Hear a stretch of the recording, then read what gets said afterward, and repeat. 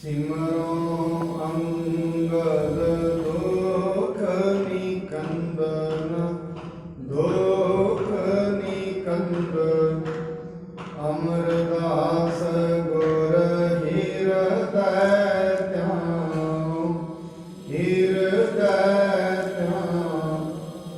श्री गुरु रामदास गुण गाम श्री गुरु रामदास गुण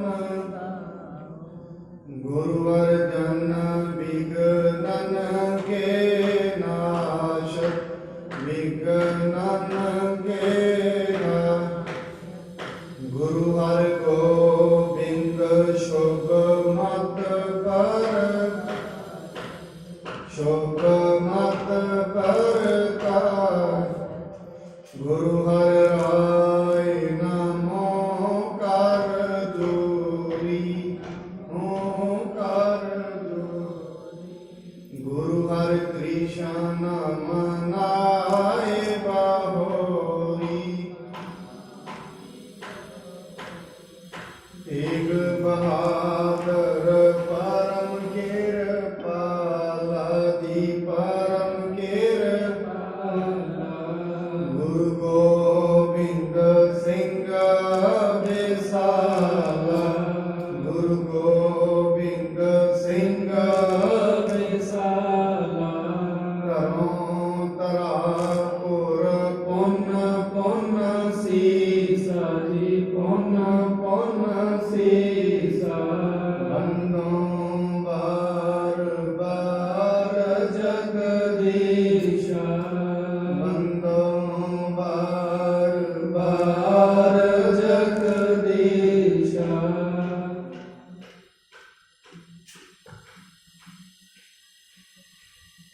श्री गुरु ग्रंथ साहिब महाराज जी की पावन पवित्र हजूरी अंदर सुभायमान गुरु प्यारी गुरु सवारी साध संगत जी, आप जी बहुत वडभागी हो जो श्री गुरु तेग बहादुर महाराज जी ने इस पावन पवित्र अस्थान से सत संगत के रूप में जुड़ बैठे हो।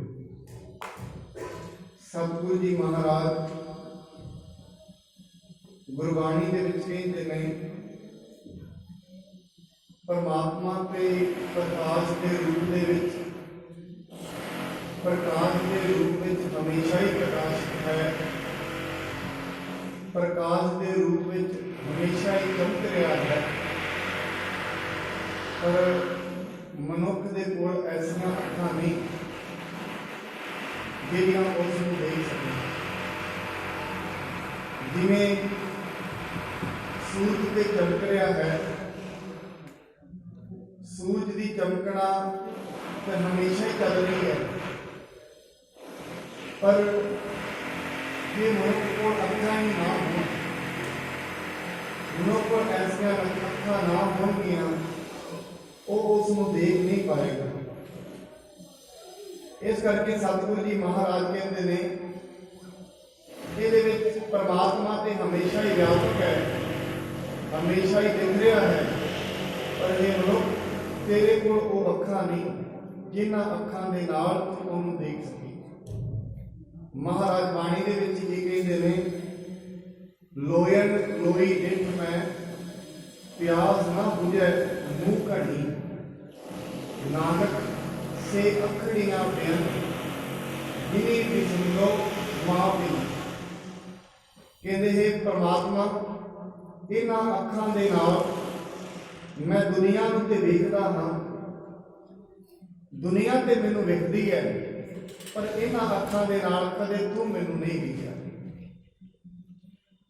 वो अखड़ियां कैसियां ने, वो अखां मैं बयान करा जिहड़ियां अखां तैनूं वेखदियां नहीं।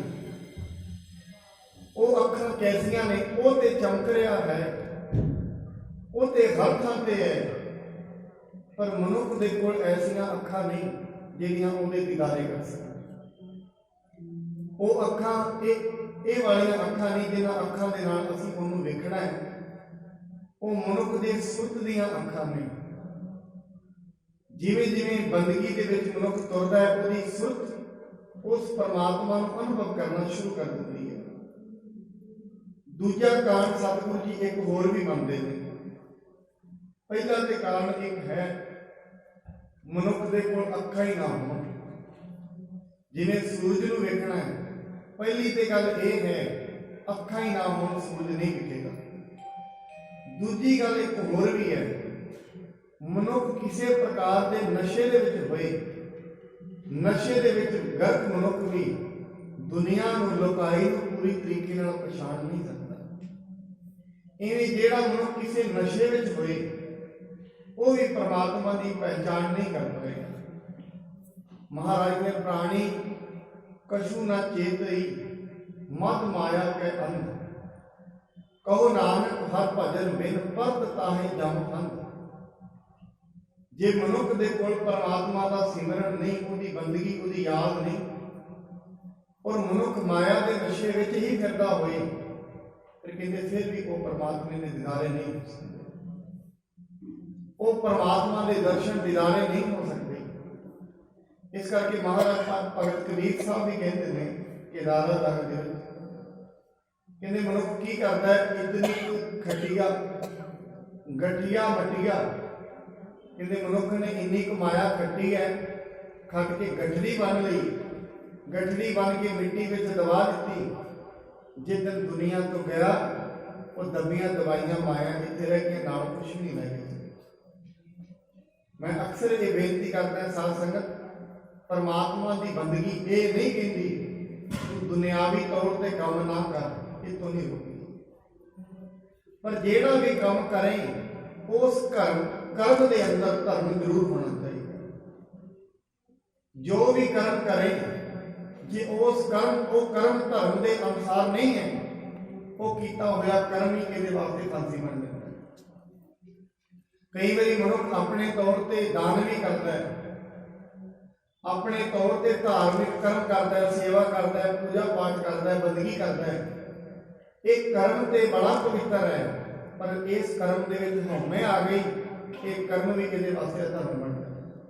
ਇਸ ਕਰਮ ਦਾ ਵੀ ਕੋਈ ਫਲ ਨਹੀਂ ਮਿਲਦਾ।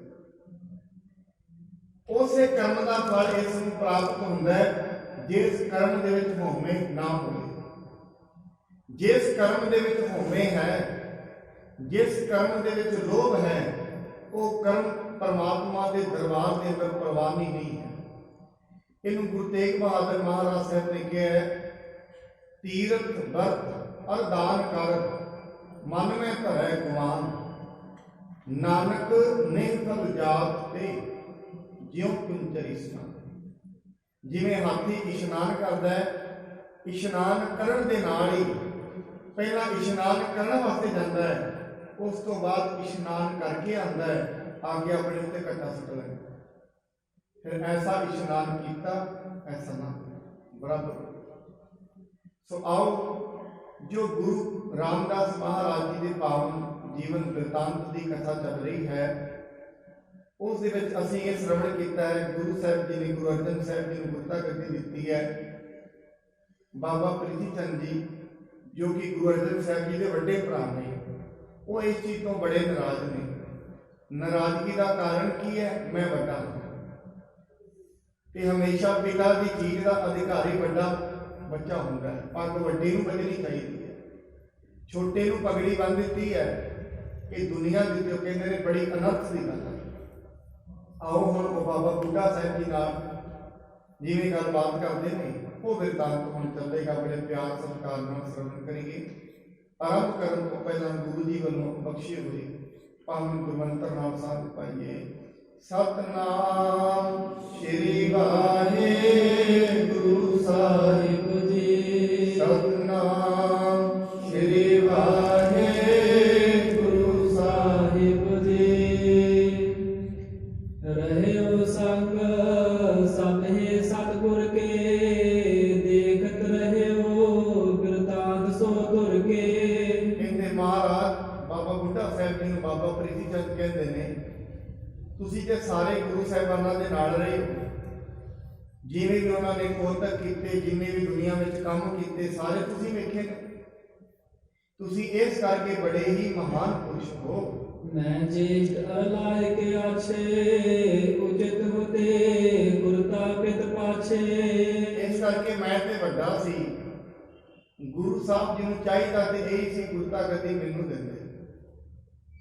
ਚੰਗੀ ਗੱਲ ਤੇ ਉਹਨਾਂ ਵਾਸਤੇ ਇਹੀ ਸੀ ਕਿਉਂਕਿ ਵੱਡੇ ਨੂੰ ਦੇਣੀ ਚਾਹੀਦੀ ਹੈ ਪਿਤਾ ਦੀ ਚੀਜ਼, ਪਰ ਉਹਨਾਂ ਨੇ ਦੁਨੀਆ ਦੀ ਰੀਤ ਨੂੰ ਗਲਤ ਕੀਤਾ ਹੈ ਤੇ ਛੋਟੇ ਪੁੱਤਰ ਨੂੰ ਗੁਰਤਾ ਗੱਦੀ ਦੇ ਦਿੱਤੀ ਹੈ। सो तुमने कछ नहीं विचारियो भयो बिरद कै बुध बलहारियो। ਦੇਖੋ ਉਹ ਬਾਬਾ ਬੁੱਢਾ ਸਾਹਿਬ ਜੀ ਨੂੰ ਕਿਹੜੀ ਗੱਲ ਕਹਿੰਦੇ ਹਨ, ਕਿਉਂਕਿ ਕਹਿੰਦੇ ਤੁਸੀਂ ਤੇ ਕੁਝ ਵੀ ਨਹੀਂ ਵਿਚਾਰਿਆ। ਮੈਨੂੰ ਲੱਗਦਾ ਹੈ ਜਾਂ ਤੇ ਤੁਹਾਡਾ ਸਰੀਰ ਬੁੱਢਾ ਹੋ ਗਿਆ ਹੈ ਜਾਂ ਤੁਹਾਡੀ ਬੁੱਧ ਬਲੀ ਖਤਮ ਹੋ ਗਈ। ਇਹ ਗੱਲਾਂ ਹਜੇ ਵੀ ਨਹੀਂ ਟਲ ਰਹੀ, ਕਿਉਂਕਿ ਸਾਧ ਸੰਗਤ ਜਦੋਂ ਮਨੁੱਖ ਦੇ ਸਿਰ ਤੇ ਭਾਵੀ ਚੜੀ ਹੋਈ, ਭਾਵੀ ਫਿਰ ਨਹੀਂ ਟਲਦੀ ਹੈ।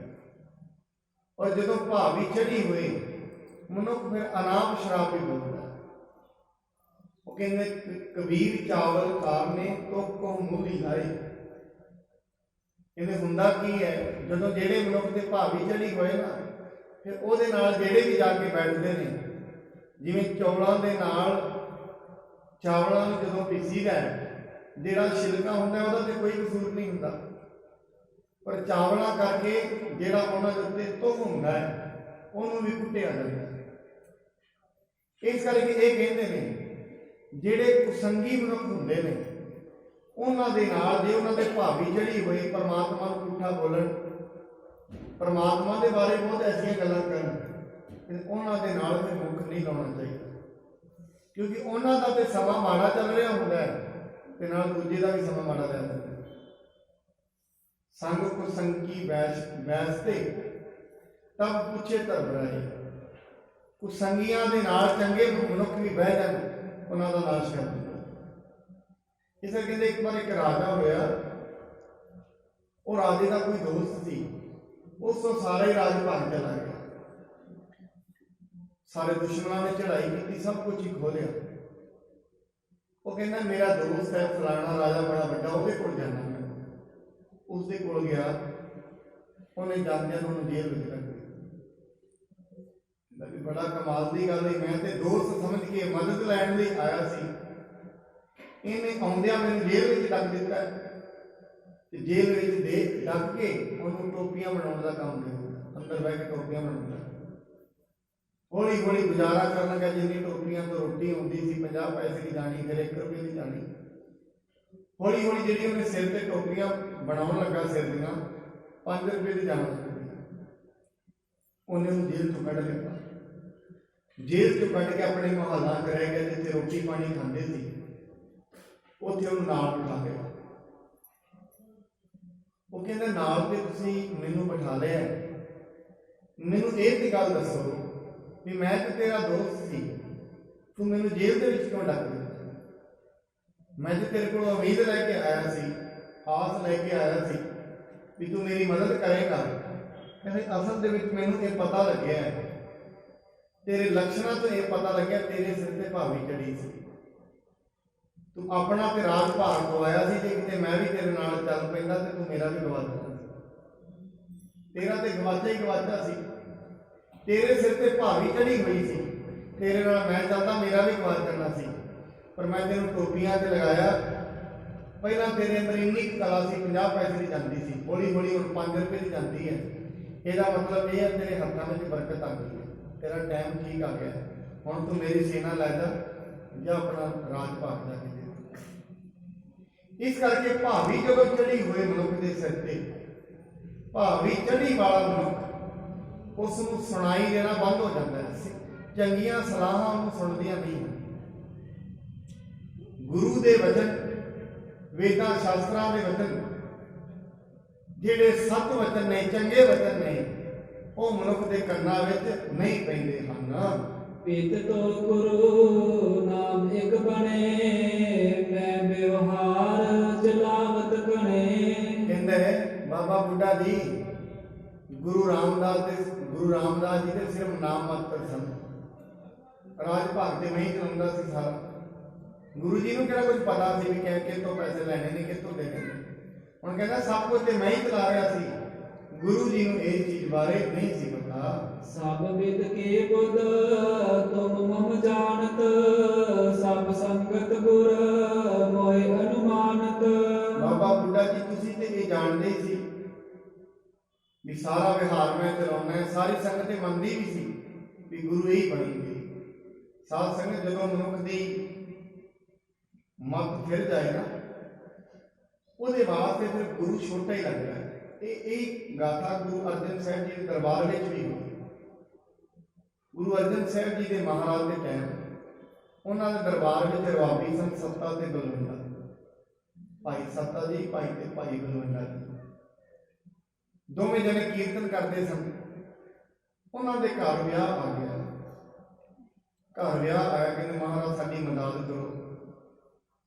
ਗੁਰੂ ਸਾਹਿਬ ਕਹਿੰਦੇ ਜ਼ਰੂਰ ਮਦਦ ਕਰਾਂਗੇ।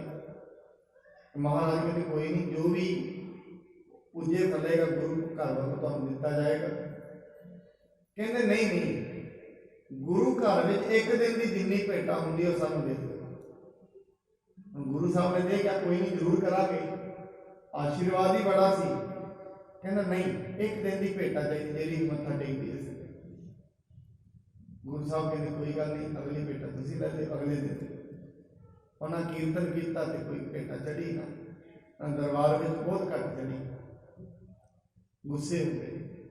ਕਹਿੰਦੇ ਨੇ ਗੁਰੂ ਅਰਜਨ ਸਾਹਿਬ ਜੀ ਨੇ ਸੰਗਤਾਂ ਨੂੰ ਡੱਕ ਦਿੱਤਾ ਵੀ ਅੱਜ ਪੈਸੇ ਦੇਣੇ ਹੀ ਨਹੀਂ। ਮਨ ਦੇ ਵਿੱਚ ਆ ਗਿਆ ਕ੍ਰੋਧ, ਆ ਗਿਆ ਬੜਾ ਮਾੜਾ ਭਲਾ ਬੋਲੇ, ਬੋਲ ਕੇ ਤੇ ਆਪਣੇ ਘਰ ਚਲੇ ਗਏ।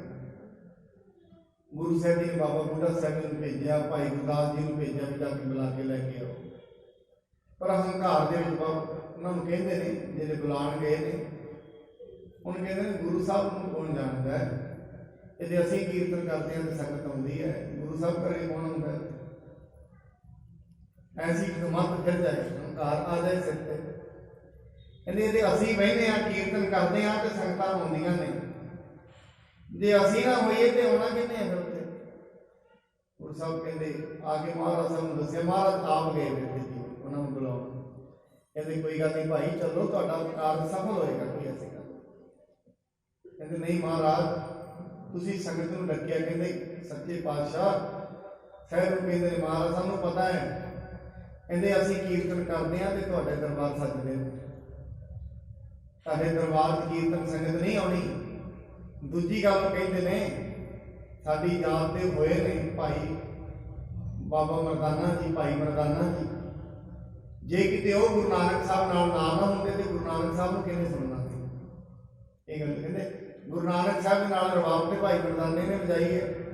ਜੇ ਉਹ ਨਾ ਨਾਲ ਹੁੰਦੇ ਤੇ ਗੁਰੂ ਨਾਨਕ ਨੂੰ ਕਿਹਨੇ ਸੁਣਨਾ ਸੀ? ਗੁਰੂ ਸਾਹਿਬ ਕਹਿੰਦੇ ਤੁਸੀਂ ਫਿੱਟ ਗਏ ਹੋ। ਕਹਿੰਦੇ ਸਾਨੂੰ ਕਹਿ ਲੈਂਦੇ ਤੇ ਕੋਈ ਗੱਲ ਨਹੀਂ, ਤੁਸੀਂ ਵੱਡੇ ਗੁਰੂ ਸਾਹਿਬ ਨੂੰ ਵੀ ਕਹਿ ਦਿੱਤਾ। ਪਹਿਲਾਂ ਤੁਸੀਂ ਸਾਨੂੰ ਕਹਿ ਰਹੇ ਸੀ, ਵੱਡੇ ਗੁਰੂ ਸਾਹਿਬ ਨੂੰ ਵੀ ਕਹਿੰਦੇ ਤੁਸੀਂ ਫਿੱਟ ਗਏ ਹੋ। ਤੇ ਜਿਹੜਾ ਤੁਹਾਡੇ ਨਾਲ ਸੰਗੀ ਬੈਠੇਗਾ ਉਹ ਵੀ ਫਿੱਟ ਜਾਏਗਾ, ਤੇ ਜਿਹੜਾ ਤੁਹਾਨੂੰ ਬਖਸ਼ਾਉਣ ਆਏਗਾ ਉਹਦਾ ਵੀ ਮੂੰਹ ਕਾਲਾ ਹੋਏਗਾ।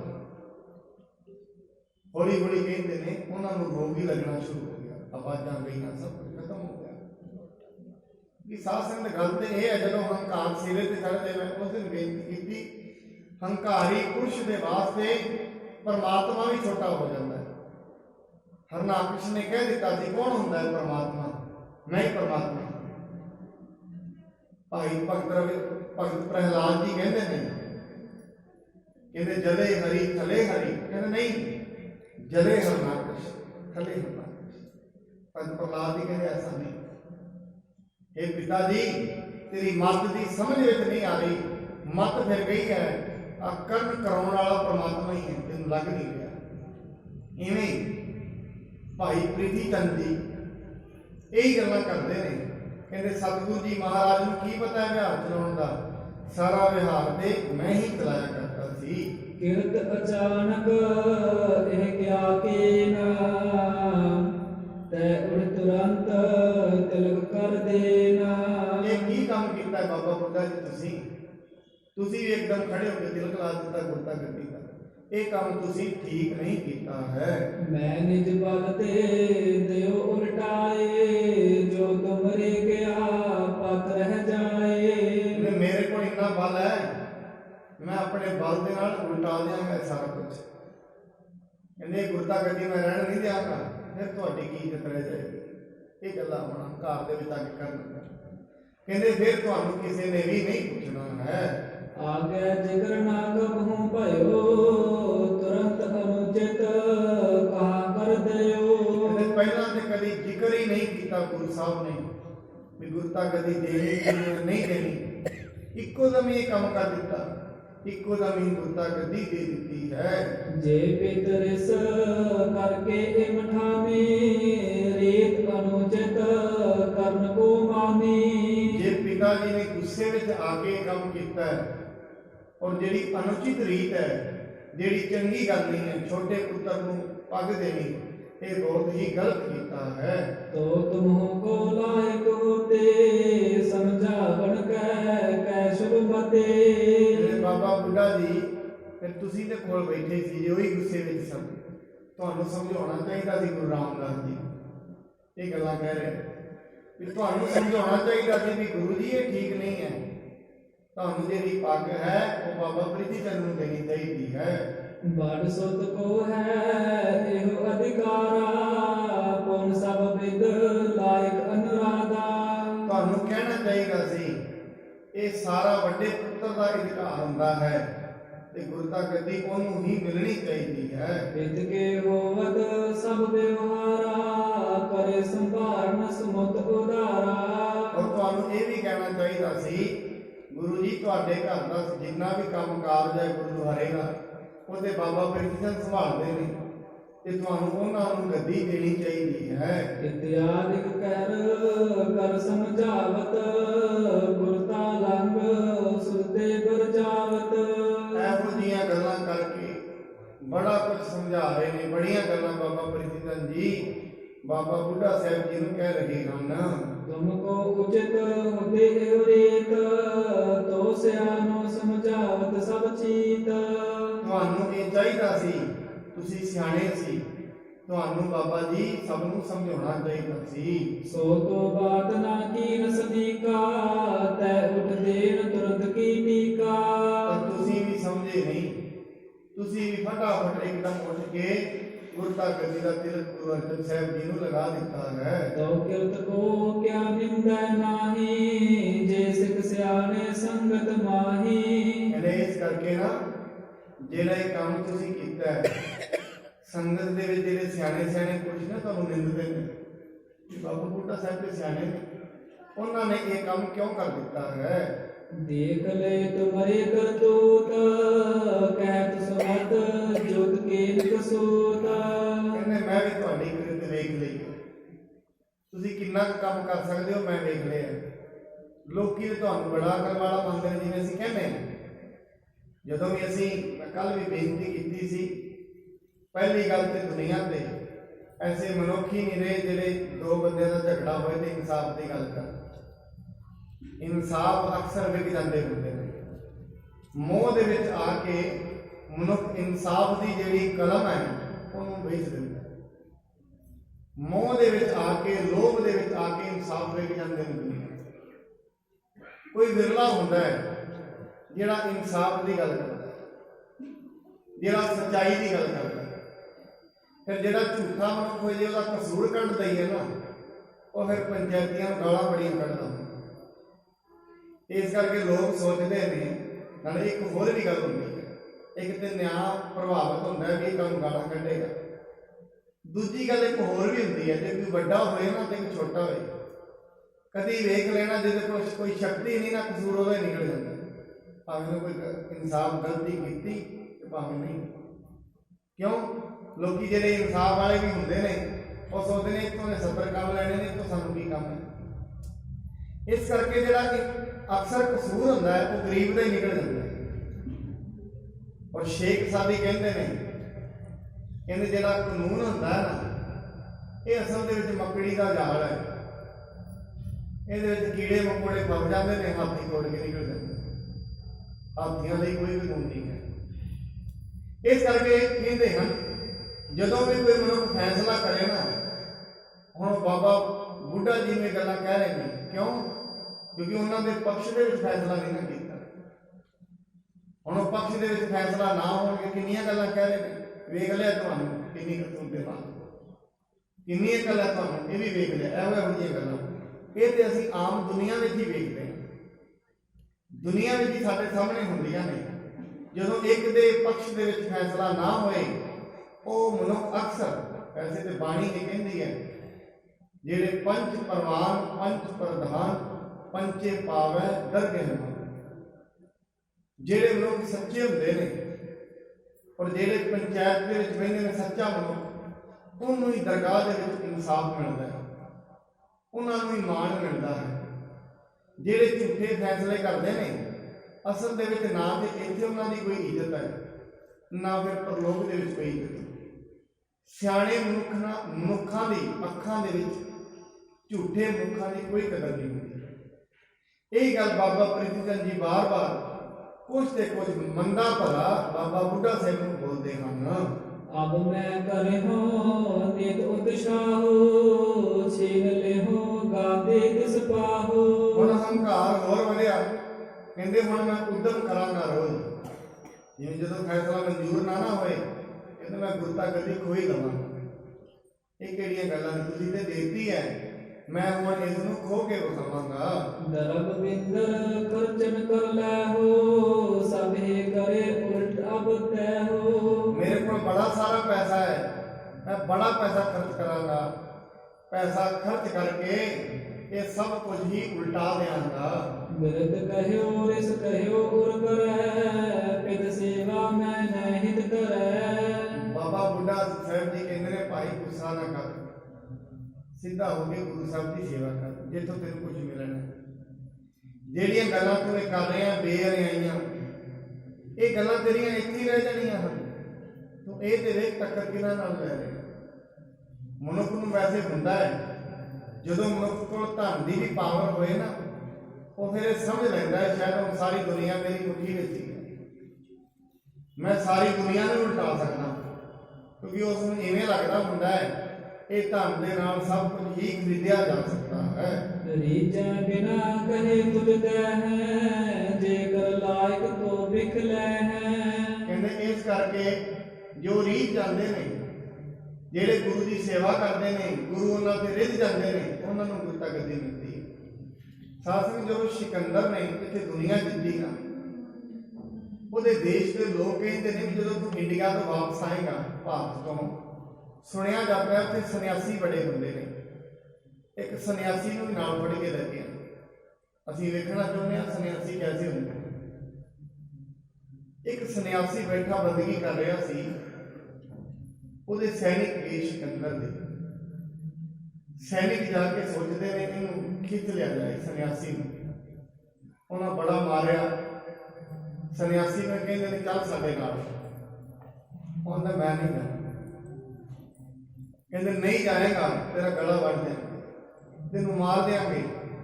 ਉਹਦਾ ਮੈਂ ਮਾਰ ਸਕਦਾ ਹੀ, ਮੇਰੇ ਸਰੀਰ ਨੂੰ ਤੁਸੀਂ ਮਾਰ ਸਕਦੇ ਹੋ, ਮੈਨੂੰ ਨਹੀਂ ਮਾਰ ਸਕਦੇ। ਜੇ ਤੁਸੀਂ ਆ ਕੇ ਪ੍ਰਾਰਥਨਾ ਕਰਦੇ ਤੇ ਮੈਂ ਚੱਲ ਪੈਣਾ ਸੀ, ਤੁਸੀਂ ਚਾਹੁੰਦੇ ਤਲਵਾਰ ਦੇ ਜੋਰ ਨਾਲ ਮੈਂ ਜਾਵਾਂਗਾ। ਤੁਸੀਂ ਖਤਮ ਕਰਨ ਦੀ ਗੱਲ ਕਰਦੇ ਹੋ, ਜੰਮਣਾ ਤੇ ਮਰਨਾ ਤੁਹਾਡੇ ਹੱਥ ਵਿੱਚ ਰਹੀ। ਹਰ ਬਿਨ ਕੋਈ ਮਾਰ ਜਵਾਨ ਨਾ ਸਕੈ, ਮਨ ਹੋਏ ਨਿਚਿੰਤ ਨਿਸਲ ਹੋ ਰਹੀ ਹੈ। परमात्मा तो बिना ना किसी के हाथ में मारने की पावर है तो ना जन्म देने की पावर है, ना कोई रख सकता है तो ना कोई मार सकता है। मरण के जीवन का काम सिर्फ परमात्मा के हाथ में है। परमात्मा तो बिना, मैं उस दिन बेनती की साध संगत, किसी के हाथ के फड़ी हुई रोटी से खो सकते हो, उसदियां किस्मतां नहीं कोई कर सकती। किसी के हाथ के फड़े हुए दुध से खो के ले जाओगे, जो दी किस्मत दे विच परमात्मा ने बहुत कुछ लिखिया, वो नहीं खोया जा सकता। रोटियां खोईयां जा सकदियां नहीं, किस्मतां दे लेख नहीं मनुख बन सकता, वो हाथ विच ही नहीं। इस करके सन्यासी कहता है, एवं गुरु अंगद साहब जी जो बैठे सन, हुमायूं आया, हुमायूं आ गए क्योंकि महाराज बैठे सन पीछा करके, बच्चों को पढ़ा रहे सन, खेड रहे सन बच्चे। हुमायूं आ के गुस्सा होया भी मैं बड़ा राजा ते मेरे वास्ते खड़े भी नहीं होए। कृपान कट दी, तलवार कट दी।